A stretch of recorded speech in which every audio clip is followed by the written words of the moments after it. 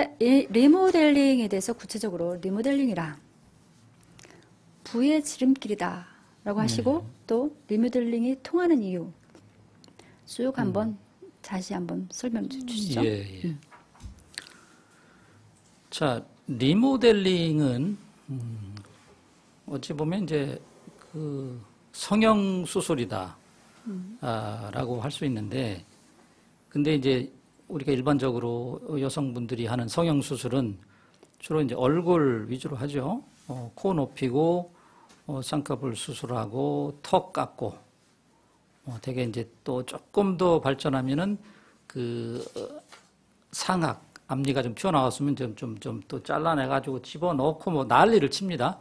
그런데 거의 얼굴에 국한되는데 이 건물 리모델링은 건물 전체 안 밖으로 거의 골조만 남겨놓고 하는 대수선도 있고 아니면 건물 외벽과 안에 내부 계단과 화장실 정도만 손질하는 그 아주 말하자면 이제 미니 리모델링도 있고 그렇습니다.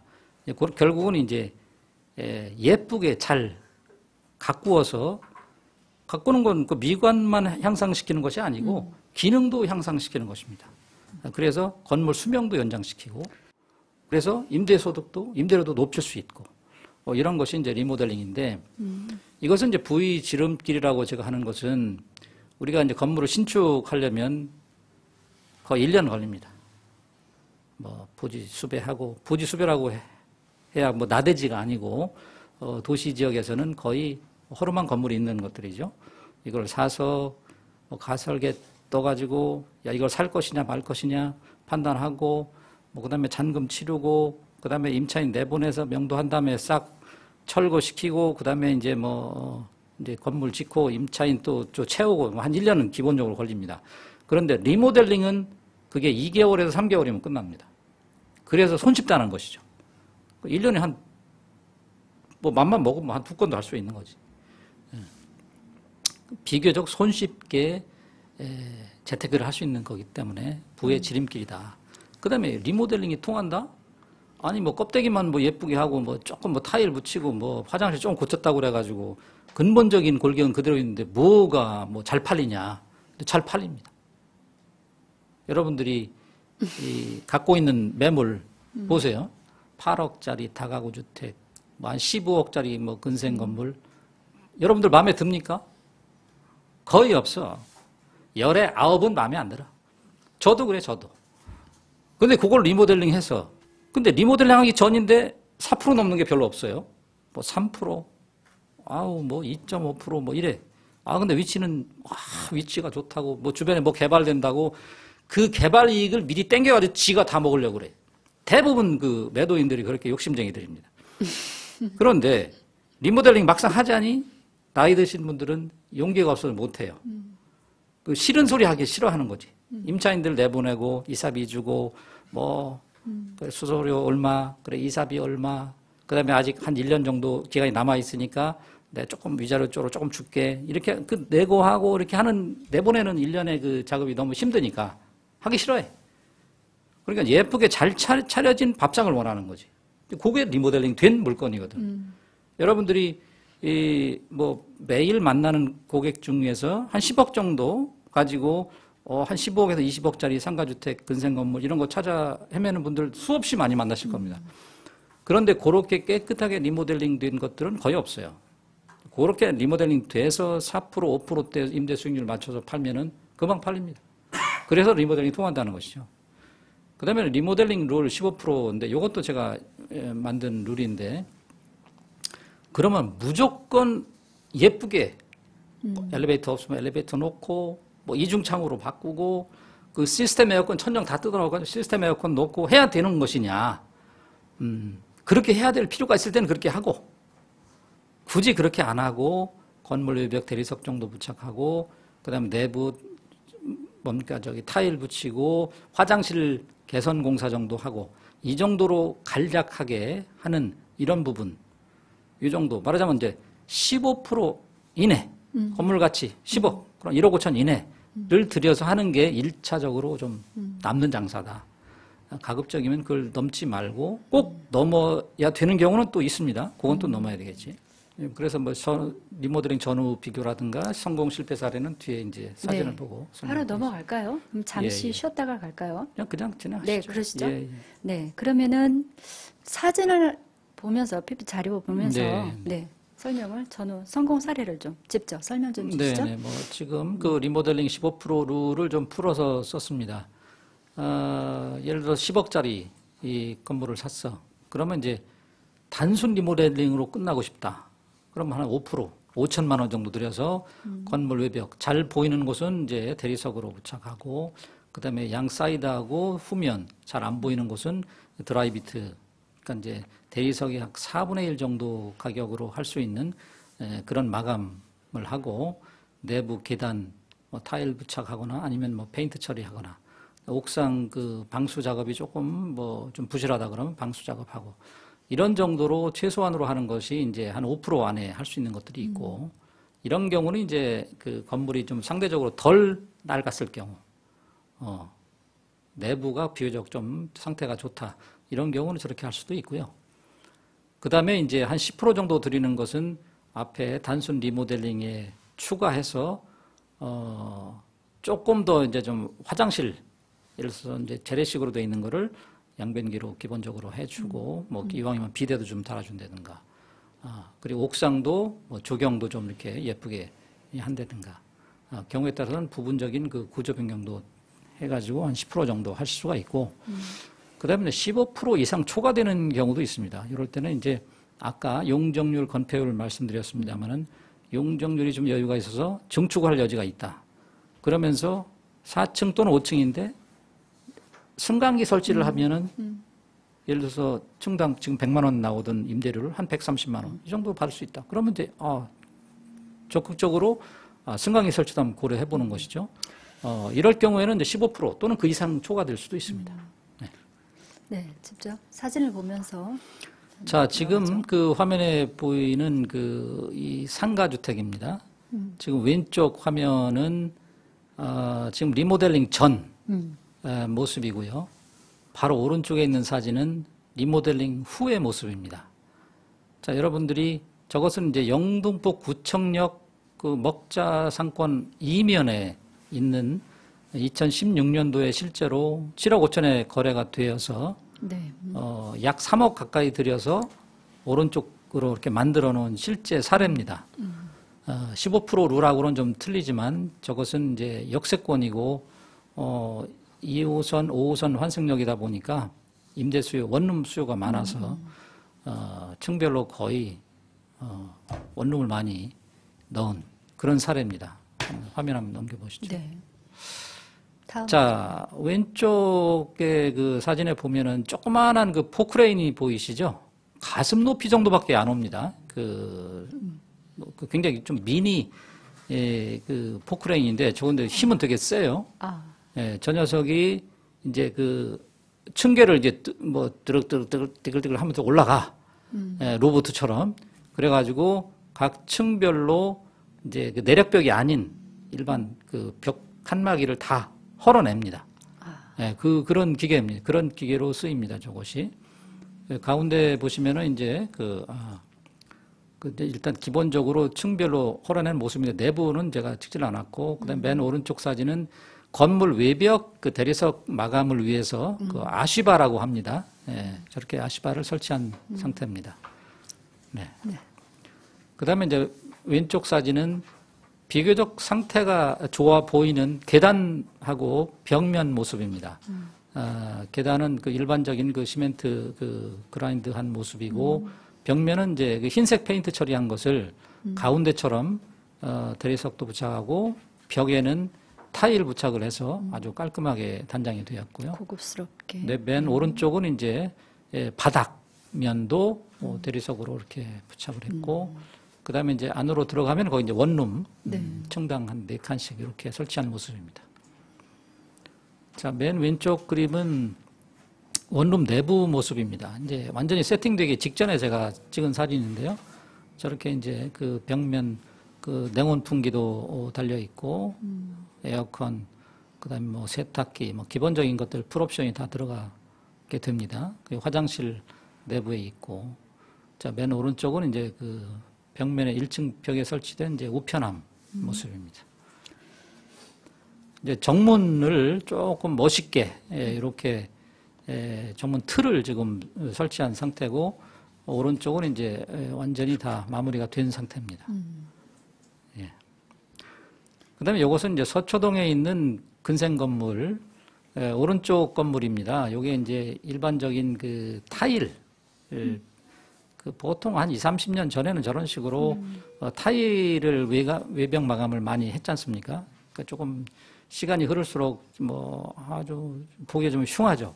그런데 왼쪽처럼 대리석으로 컬러 콤비네이션도 적당히 블랙 앤 화이트로 넣어주고 1층 임차인도 조금 괜찮은 그 업종으로 이렇게 유치를 했습니다. 좀 보시면 오른쪽이 한 20억 간다 그러면 왼쪽은 한 35억은 좋게 갈 것으로 보이지 않습니까? 저게 리모델링 효과입니다. 자, 이것은 이제 그 당산역에 가시면 이제 그 지하철 9호선 6번 출구 나와서 한 20, 30m 가면 왼쪽에 있는 건물입니다. 저게 이제 2015년도에 리모델링을 한 것인데요. 저것은 이제 건물 그 커튼월 방식으로 말하자면 이제 유리벽으로 싼 전면을 그런 모습이에요. 돈을 좀 많이 들인 그런 모습입니다. 그다음 자, 이것은 이제 그 잠실의 근생 건물. 요거는 좀 규모가 한 100억 넘어가는 거죠. 근데 보기만 해도 요것을 이제 건물 외벽 전체를 저렇게 유리로 빙 둘러서 돈을 좀 꽤 들여서 리모델링 한 모습입니다. 자, 이것은 이제 건물 내부를 이제 천정에 단열재를 부착한 모습입니다. 뭐 옛날에 20, 30년 전에 보통 건물 지을 때는 아파트가 아니고 일반 뭐 근생 건물, 상가주택 이런 것들은 그 스티로폼 그 단열재가 잘 부착 안 된 게 많습니다. 그 겨울에 춥고 여름에 더워서 냉난방 비용이 꽤 많이 발생을 하는데 저렇게 하면서 천정에 그 스티로폼을 지금 부착한 상태입니다. 그다음에 이제 천정 공사를 하려고 텍스를 걷어냈더니 저렇게 그 침수가 된 자리 흔적, 아마도 위에 이제 화장실 있던 자리였던 것 같습니다. 저렇게 이제 오랫동안 누수가 이어지다 보면은 아주 흉측하죠. 그러면 그 낡은 부분을 걷어내고 탄소 섬유로 보강 공사도 하고 이렇게 하면서 이제 리모델링을 하는 것이죠. 자, 왼쪽에 보는 화장실 모습은 굉장히 참 보기도 좀 그렇죠. 뭐 저런 모습을 오른쪽처럼 이렇게 고치는데 이 보통 이제 근생 건물 뭐 20, 30억짜리 이런 거 보면은 이제 계단 쫙 올라가가지고 중간에 이제 화장실이 있습니다. 그런 것들을 화장실 이렇게 한 칸을 하는데 저렇게 오른쪽처럼 바꾸는데 공사 비용이 300에서 500만 원 정도 들어갑니다. 그러면 4층짜리다? 그러면 한 4개. 그러면 뭐 400만 원 곱하기 4개, 4, 4, 16. 한 1600이면 저렇게 하겠구나. 대충 감을 잡으실 수가 있습니다. 자, 이것은 엘리베이터 설치를 위해서 왼쪽 모습은 아까 말씀드린 조그마한 그 로봇처럼 생긴 그 포크레인 가지고 계단 벽을 다 헐어낸 모습입니다. 계단이 있던 자리 보이시죠? 이렇게 그 벽에 이렇게 뚝뚝 꺾어진 모습, 저런 것들이 계단을 떼어낸 모습입니다. 그리고 오른쪽 사진은 위에서 아래로 내리 찍은 사진인데 기존에 화장실 있던 자리를 구멍을 뚫었습니다. 엘리베이터가 엘리베이터 통 그걸 설치를 하고 있는 모습이죠. 자, 여기에다가 엘리베이터 통을 설치를 했습니다. 오른쪽은 이제 엘리베이터를 장착을 한 모습이고, 자, 엘리베이터 통을 이제 측면에서 찍은 사진이고, 오른쪽은 아까처럼 이제 걷어낸 계단을 이제 철골조로 저렇게 계단을 짜서 부착한 상태입니다. 그리고 거기에다가 이제 그 빈 곳을 시멘트로 채우고 대리석으로 계단 바닥을 지금 공사하고 있는 모습이고, 오른쪽은 이제 공사가 끝났고 청소가 안 돼서 그렇습니다만 저런 식으로 이제 계단이 새로 신설이 되는 것입니다. 자, 이제 옥상에 올라가 봤더니 아주 심란해. 난리 났습니다. 뭐 쩍쩍 금이 가 있고. 근데 용케 뭐 아직 샌다는 얘기는 없어. 그렇지만 어째 뭐 리모델링 하면서 이제 보강을 해줘야죠.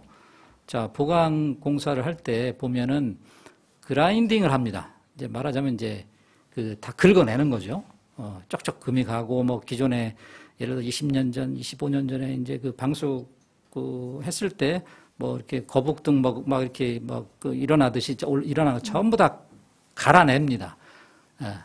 지금 갈아내고 그 다음에 이제 그 프라이머라고 그래가지고 조청처럼 생긴 그런 그 방수제를 갖다 이제 도포를 하는 거지. 쫙 발라줘. 그러면 이제 여자들 그 기초 화장할 때 이게 뭐 바르지 않습니까? 그럼 이제 속에 뭐 영양분 그 침투해가 스며드는 것처럼 그 세멘 바닥에다가 그걸 조청 같은 그런 거를 쫙 그 스며들게 하는 지금 그런 모습입니다. 그리고 나서 이제 저렇게 우리가 잘 아는 방수 중도 작업이라고 그러는데 저렇게 방수제를 도포를 하죠. 보통 한 번 바르는 게 아니고 한 번 바르고 한 2, 3일 말린 다음에 또 한 번 발라줘야 돼요. 날림 공사하는 사람 한 번 바르고 땡 하면 안 됩니다. 그거는 철저하게 여러분 잘 챙기셔야 돼요. 한 번 바르고 2, 3일 있다가 또 한 번 바르고 그게 마르면 오른쪽 사진처럼 이제 코팅제를 도포해서 마감 공사를 하는 것이죠. 자, 리모델링 성공 사례. 자, 왼쪽 사진을 보면 심란하게 그지없습니다. 저게 그 대림역에서 한 650m 정도 떨어져 있는 곳에 있는데 그 행정동은 구로동이고요. 신축 경매로 꼬마빌딩 한 채 갖기에 근데 대표적인 성공 사례로 들어간 사례입니다.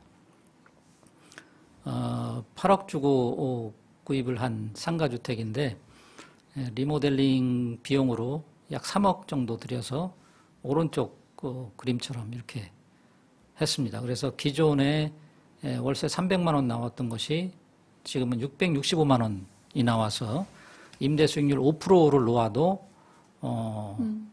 시세가 한 17억 정도. 8억에 사서 3억을 들여서 11억 들였습니다. 취등록세 기타 등등에 11억 4천 들였어. 지금 가치가 17억 정도 됩니다. 자, 그 건물 내부 리모델링 후의 모습입니다.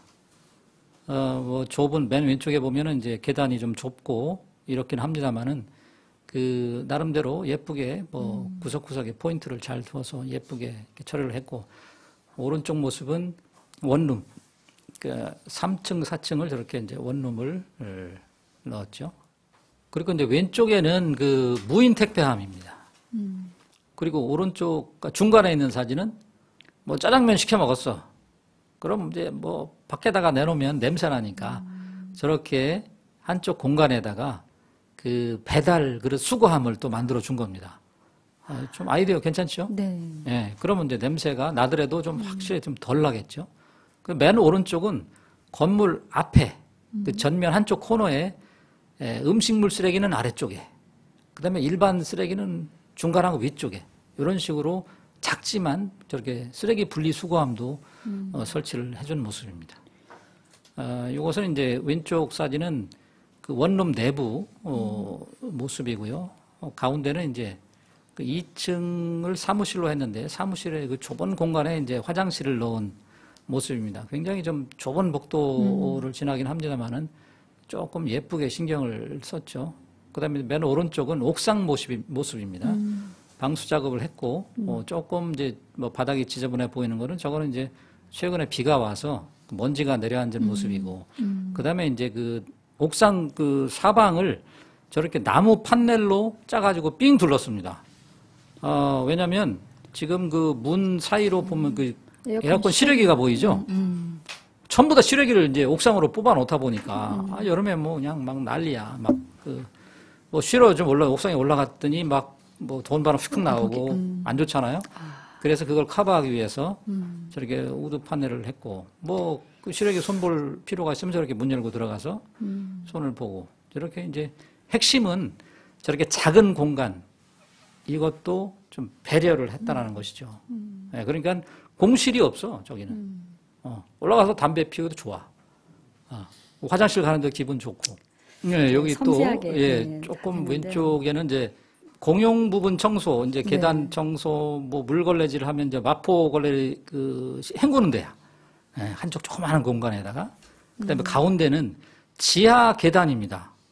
지하는 음습하고 습하고 내려갈 때 기분 나쁘고 그런데 조명을 환하게 해줬고 그 벽에 뭐 5만 원짜리 딱 집회 사진으로 그냥 도배를 해놔가지고 내려가는 분들한테 이제 아주 복 받으라고 뭐 이렇게 이제 실패 사례 이것은 그 왼쪽의 기존 건물을 오른쪽 건물처럼 이렇게 만들었습니다.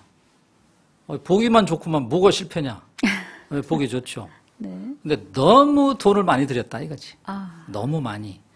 예를 들어서 저건 대로변에 있습니다. 그래서 1층만 점포고 나머지는 사무용 건물입니다. 그런데 예를 들어서 뭐 원룸을 넣기 때문에 풀옵션이 들어가니까 돈이 많이 들어간다. 그런 것도 아니야. 그러면 그 왼쪽에 있는 건물에서 그 대리석 입혀주고 그다음에 내부 저거는 이제 5층입니다만은 엘리베이터가 없었습니다. 그래서 엘리베이터 넣었어요. 좋아요. 그거 좋아. 그 정도 하고 화장실 현대화하면은 한 2억 정도면 될 것을 저분은 한 4억 이상을 들였어요. 그래서 그렇다고 해봤자 저 땅이 한 67평 되는 건데 그게 20억짜리가 아무리 잘 만들어도 30억이 넘을 수가 없거든요. 뭐 한 10년 뒤라면 또 모를까. 그래서 저것은 그 비즈니스 마인드로 한 게 아니라 업자가 자꾸 오신 거지. 아유, 사장님 보니까 돈이 많을 것 같으니까, 아유, 이게 뭐 천장형 에어컨도 달고, 이중창도 넣읍시다. 뭐 또 합시다. 네, 그러시죠. 뭐 작품을 만드는 작품을. 근데 저 정도면은 30억이 좋게 넘어줘야 되는데, 저게 또 영등포에 있거든요. 그래서 그것은 30억이 넘으려면 앞으로 한 3, 4년은 지나야 되지 않을까. 정말 그 실제 그 리모델링 사례를 보니까 실제 현장에 가서 직접 본 듯한 기분이 들고 굉장히 섬세한 우리 대표님의 성품도 네, 담겨 있는 듯해서 네, 아주 좋았습니다. 굉장히 그 시청자분들께서도 도움이 많이 되셨으리라고 보고요. 잠깐 쉬셨다가 네, 마지막 시간 갖겠습니다.